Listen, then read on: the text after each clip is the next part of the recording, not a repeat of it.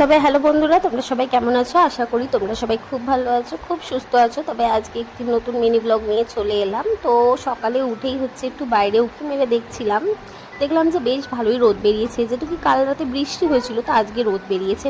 মানে কি বলবো, আকাশটা কখন যে চেঞ্জ হয়, কখন যে ওর মনটা পাল্টে যায় বুঝে উঠতে পারি না। আমাদেরও মনে এতবার পাল্টায় না, যত ওয়েদারের অবস্থাটা খারাপ হয়ে যায়।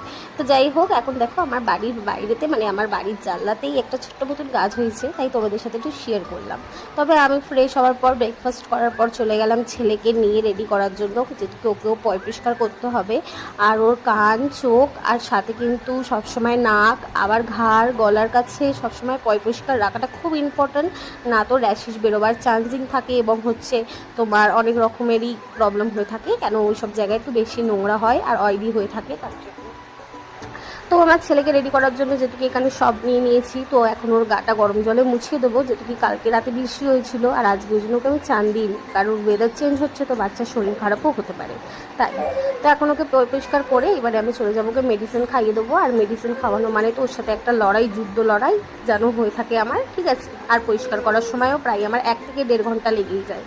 তো এখানে আমার একটা পার্সেল এসেছিলো, ভাবলাম একটু তোমাদের সাথে শেয়ার করি। তো এই দেখো, আমার জন্য একটা লং গ্রাউন্ড টাইপেরই আছে, ধরতে গেলে এটাকে একটু স্কার্ট টপের মতন, কিন্তু এটা জোড়া আছে আর কিছুই না।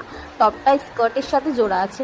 তো দারুণ দারুণ লাগছিল, বেশ সুন্দর। আর আমি না সত্যি বলতে এইসব পড়তে ভীষণ ভালোবাসি, তো তাই আমি অর্ডার করে নিয়েছিলাম। আর খুব কম প্রাইসে যেটুকু পেয়েছি তাই অর্ডার করে নিয়েছিলাম। আর খুব সুন্দর একটা কালার, তো কালারটাও ভীষণ পছন্দ হয়েছে আমার। তবে এখন চলে যাব খেতে। তো খাওয়া দাওয়ার পরেই দেখা হচ্ছে তোমাদের সাথে বিকেল 8টার দিকে। বিকেল 8টার দিকে আমার ছেলে দুষ্টুমি করছিল, তো ভাবলাম একটু তোমাদের সাথেও শেয়ার করি, কারণ আমি একা দেখবো কেন ওর দুষ্টুমি, একটু তোমরাও দেখো। তো না উবুর হতে শিখেছে, এখন যেটুকু উবুর হতে শিখেছে, আবার বসতে শিখছে, তো তার জন্য না ভীষণ দুষ্টুমি করে। আবার এখান থেকে ওই পার থেকে সেই পার হওয়া শুরু করে দিয়েছে। তো ওখানে পাখাও চলে, আমার খুব ভয় লাগে। আর ওকে মানে 1 ঘন্টার জন্য যদি ছাড়া হয়, তবে ও একটা বড়সড় কিছু করে বসবে, তার জন্য ওর সামনে 24 ঘন্টা ওর সামনে আমাকে থাকতে হয়, না তো কি বলবো আর। তো যাই হোক, এখন আমি ভাবছি বসে বসে কি করবো, তো একটা হোম রেমেডি বানাবো ভেবেছি।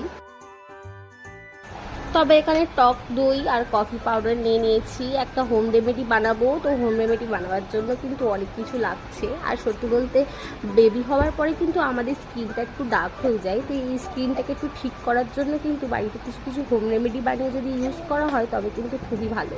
তো তার জন্য আমি বাড়িতে কিছু একটু বানিয়ে নিচ্ছি। আর এটা আমি কী বানাচ্ছি তোমরা যদি জানতে চাও, আর আমি এর মধ্যে কী কী দিয়েছি সেটাও যদি তোমরা জানতে চাও, অবশ্যই আমাকে কমেন্ট করো, আমি তোমাদের সাথে শেয়ার করে দেবো এটা কিভাবে বানাতে হয় আর কিভাবে ইউজ করতে হয় আর ক ঘন্টা রাখতে হয়, ঠিক